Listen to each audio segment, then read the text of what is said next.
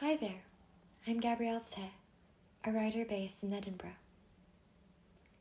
As part of a Young Critics scheme organised by the Poetry Society, I'm reviewing I Think We're Alone Now by Abigail Parry. This collection was shortlisted for the T.S. Eliot Prize 2023 and deals with themes of intimacy and solitude. The title, I Think We're Alone Now, sounds furtive, intimate. Perhaps you're playing truant with your childhood best friend, peeking out of your hiding spot from a keyhole. It also sounds hesitant. The two of you are alone now, at last. Or are you? A sense of indeterminacy fills the collection. Nothing is straightforward, particularly not our visual perception. We peer through various apertures, keyholes, mirrors, camera lenses, even dreams, through which our vision is always voyeuristic and constrained. In Speculum, the second poem of the collection, Parry writes about the uncanny disorientation of gazing within oneself. No way back now to the place where we first looked in the mirror and cringed into our borders, turning inwards, like Alice in the sequel, slipping through to find everything she knows, inverted on its axis and nonsensical. These slippery lines steal us into a space that's all topsy-turvy, impossible to be confronted straight on. Something similar happens in some remarks on the general theory of relativity. I looked up to see my neighbor, a mirror trick configured by the way the houses here have of bending round each other. We might have entered a drawing by Escher. As space curves and contracts around us, it becomes difficult to tell whether we're on the inside looking out or on the outside looking in. This ever-insatiable desire to see and understand is a central theme in the text. On the one hand, it rushes forward with a taxonomic impulse to name, count, and explain.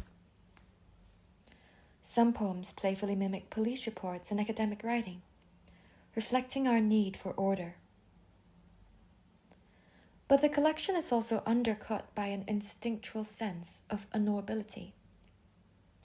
In Jello, Parry writes, "You were rattled, weren't you, by that mirror, by what you saw just now, or thought you saw reflected in a glass, the old betrayal, the awful peekaboo." We're back in the hiding spot with our friend, unable to see their face clearly, unable to tell whether there's anyone else outside. And this uncertainty makes our breath quicken.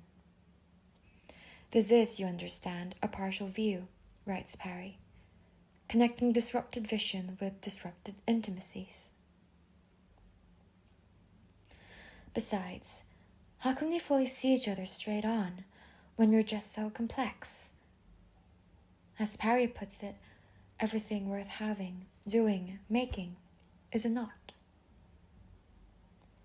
We might as well flirt with these complications, play dazzling games of misdirection with each other, like magicians or ringmasters, putting on a show.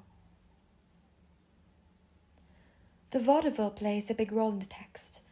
Parry emphasizes the central allure of knots, costumes, hidden compartments, and the like, with her pert, tactile language.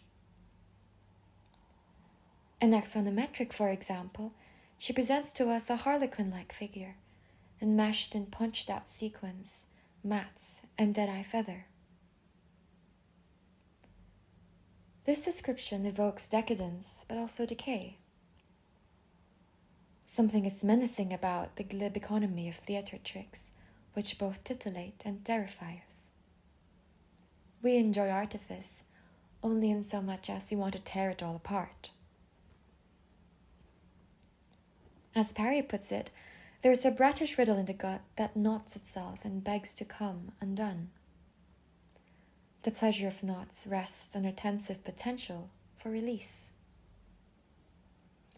Intimacy, at its tenderest form, is a loosening. The eyeless knowing of the nerves, the sort of knowing that's simply a way to be where you are. As the collection squeezes us through twisting apertures and guides our fingers over intricate knots, what it asks us is this: can we ever really see and touch someone as they are?